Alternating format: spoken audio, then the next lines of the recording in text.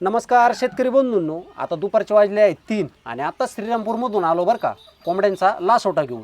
तर शेतकरी बंधूंनो, 100 पक्ष्यांना आहे ना खाद्य खाण्यासाठी 2 खाद्याचे भांडे आणि पाणी पिण्यासाठी 2 पाण्याचे भांडे पुष्कळ होतात बरं का. तर मी माझे जे 100 पक्षी आहेत ना त्यांना 2 दिवस गुळ पाणी दिलं बरं का. आणि 2 लिटरचं पाण्याचं भांडं आहे. 2 लिटरच्या पाण्याच्या भांड्यात फक्त एवढासा गुळाचा खडा टाकला म्हणजे आपल्याला 2च दिवस हे गुळ पाणी द्यायचं आहे. तो विषय संपला. आता 3ऱ्या आणि 4थ्या दिवशी काय दिलं बघू शकता. हे व्हायमरल फोर्ट आहे आणि ही लिक्झिन पावडर आहे. तर आता याने काय होणार, पक्ष्यांना सर्दी नाही होणार, पक्षी आजारी पडणार नाही, पक्ष्यांच्या छातीमध्ये घरघर आवाज येणार नाही. आणि 5वा आणि 6वा दिवस पक्ष्यांना आराम दिला. आज 7वा दिवस आहे. तर बघू शकता मी मेडिकलमधून काय घेऊन आलेलो आहे. हे लसीकरण फार महत्त्वाचं आहे बरं का. कोणचं, याला म्हणतात लासोटा. हे बघा, ही जी किट आहे ना ही थंड किट आहे. फक्त ह्या थंड किटला आहे ना अशी बॉटल येते छोटीशी. ही बॉटल बघितली तुम्ही, आणि ही लिक्विड बॉटल येते. ही पावडर आहे ना ह्या लिक्विडमध्ये मिक्स करायची आणि त्यासोबत असा ड्रॉप येतो बरं का. काही काही दुकानामध्ये मेडिकलमध्ये असतो, काही काही मेडिकलमध्ये नसतो. तर आपण जो घरामध्ये ड्रॉप असतो आपल्या डोळ्यात थेंब टाकायचा, तो तुम्ही ड्रॉप वापरू शकता. तर आता हे वापरायचं कधी आहे आपल्याला. लासोटा हा 7व्या दिवशी असतो, गंभोरा हा 15 दिवशी असतो. आणि गंभोरा 15 दिवशी झाल्याच्या नंतर आपण आपल्या पक्ष्यांना ब्रोटन वगैरे टॉनिक वगैरे देणारच आहोत. दिवसा हा लासोटा कधी करायचा नाही. जोपर्यंत सूर्य असतो, ऊन पडलेला असतं, तेव्हा आपल्याला लासोटा करायचा नाही. दिवस मावळता थोडासा अंधार पडायला लागला का मगच आपल्या पक्ष्यांना हा लासोटा द्यायचा आहे. शेतकरी बंधूंनो, तुम्ही जर मेडिकलमध्ये गेले ना तुम्हाला लासोटा हा 500 पक्ष्यांचा भेटेल बरं का. पूर्वी ना 1000 पक्ष्यांचा यायचा, आता 500 पक्ष्यांचा येतो. आपल्याला काय करायचं आहे, असा पक्षी घ्यायचा आहे आणि ह्या ड्रॉपमधलं जे लिक्विड आहे ना पक्ष्याच्या उजव्या किंवा डाव्या बाजूला जो डोळा असतो, दोन्ही डोळ्यातून आहे ना एका डोळ्यात फक्त आपल्याला 1 थेंब टाकायचा आहे बरं का. 1 थेंब टाकायचा. पक्षी असा आहे ना 1 ते 2 सेकंद धरून ठेवायचा आणि परत आपल्याला असा पक्षी सोडून द्यायचा आहे. म्हणजे एका पक्ष्याच्या डोळ्यात फक्त 1च थेंब टाकायचा आहे. आता हे वॅक्सिन आहे 500 पक्ष्यांचं, पण मी वापरणार आहे 100 पक्ष्यांना. म्हणजे 400 पिल्ल्यांचं वॅक्सिन माझ्याकडे शिल्लक राहील. ते वॅक्सिन आपल्याला कुठंच वापरायचं नाही, पाण्यात वापरायचं नाही, मोठ्या कोंबड्यांना द्यायचं नाही. ते व्यवस्थित आपल्याला टाकून द्यायचं आहे, परत त्याचा वापर करायचा नाही. हे करायचं 7व्या दिवशी.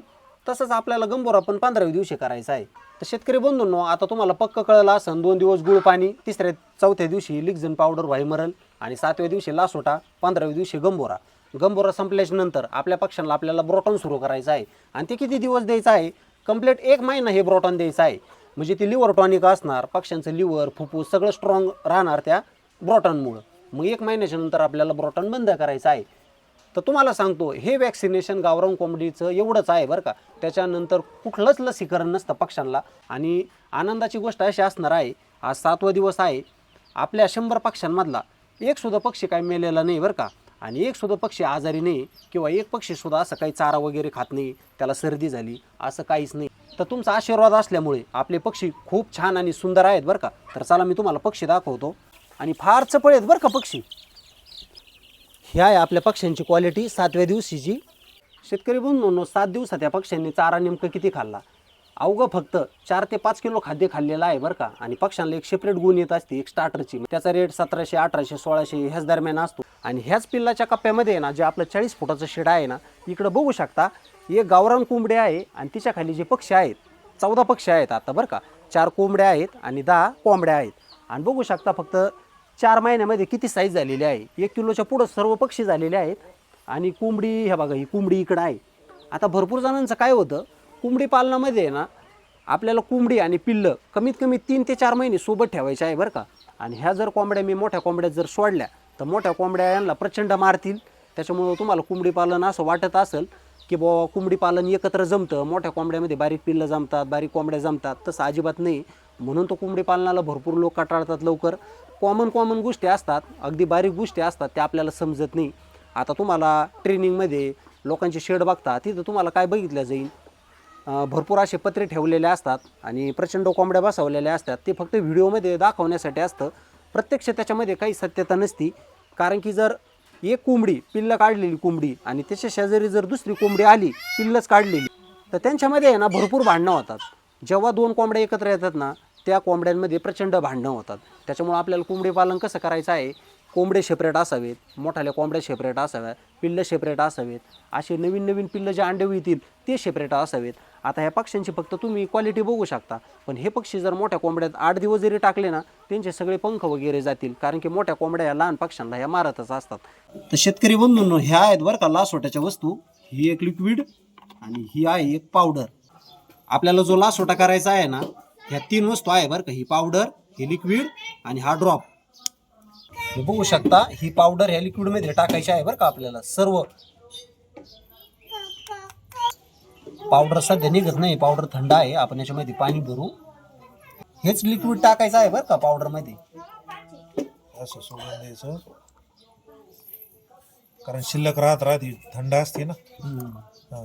झाकण लावून हलवून घ्यायचं.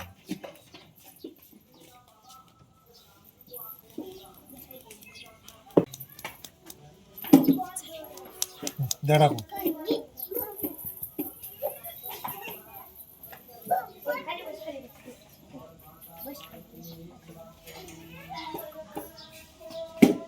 आता सर्व पावडर लिक्विड मध्ये पडलेली आहे आपली. त्याला बराच वेळ हलवायचं. एक कमीत कमी आहे ना, 1-2-3 मिनिटं, 1 मिनिटभर तरी हलवायचं. 1-2 मिनिटं याला मिक्स करत राहा, म्हणजे चांगलं मिक्स होईल बरं का. त्या ड्रॉप मध्ये भरून घ्यायचं आहे, सावकाश भरायचं आहे, सांडलं नाही पाहिजे. आणि ड्रॉपने रिटर्न पण ओढू शकतो आपण. बॉटल मध्ये टाकून आहे ना, रिटर्न पण ओढू शकतो, तसं पण करू शकतो. माझ्या 100 पक्ष्यांना भरपूर झालं. एवढा ड्रॉप भरपूर होईल बरं का.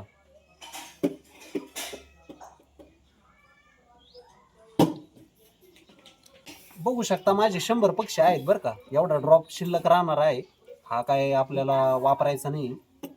तर शेतकरी बंधूंनो, संध्याकाळचे वाजले आहेत बरं का 7, आणि आपण लासोटा करण्याला सुरुवात केलेली आहे. असा पक्षी धरला का आपण, पक्षी असा आडवा करायचा आहे आणि कुठल्याही पण डोळ्यात आपल्याला फक्त बघा एकच थेंब टाकायचा आहे. बघू शकता मोठा थेंब, हे बघा. आणि असा पक्षी फक्त 3 ते 4 सेकंद धरून ठेवायचा आहे, म्हणजे ते औषध त्याच्या डोळ्यात मुरतं. आणि हाच पक्षी आपल्याला अशा कॅरेटाच्या असा कॅरेटामध्ये ठेवायचा आहे आपलं पक्षी. 7 दिवसामध्येच आपले पक्षी चप्पळ झालेले आहेत.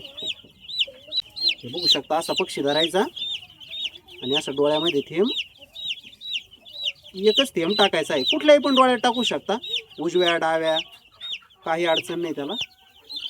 आणि असं डोळ्यामध्ये लगेच जिरून जातं औषध, आणि असं लगेच कॅरेटमध्ये टाकायचं आहे आपल्याला पक्षी, असं सोडून द्यायचं आहे. तर चला शेतकरी बंधूंनो, आज दिवस 7वा आहे आणि आपल्या पक्ष्यांमध्ये भरपूर अशी ताकद आलेली आहे आणि पक्षी चपळ पण आहे. तर तुम्हाला आजच्या व्हिडिओमधून मला हेच सांगायचं होतं, 100 पक्ष्यांना आपण रेग्युलरी 2 टप्प्यात, 3ऱ्या टप्प्यात आणि आज 7व्या टप्प्यात लासोटा दिल्याचा आहे.